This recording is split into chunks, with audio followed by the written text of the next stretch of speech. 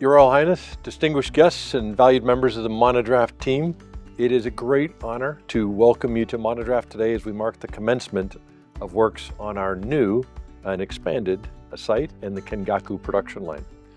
For over 50 years, Monodraught has been committed to creating healthier, more sustainable built environments through the innovative ventilation and climate solutions.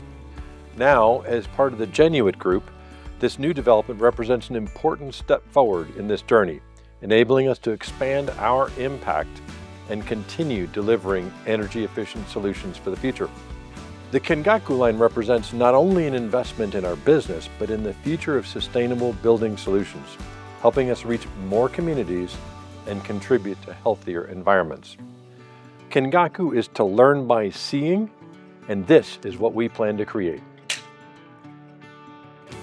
Your Royal Highness, we're truly grateful for your presence today. It'll be our great pleasure to invite you to officially open our building and unveil our commemorative plaque.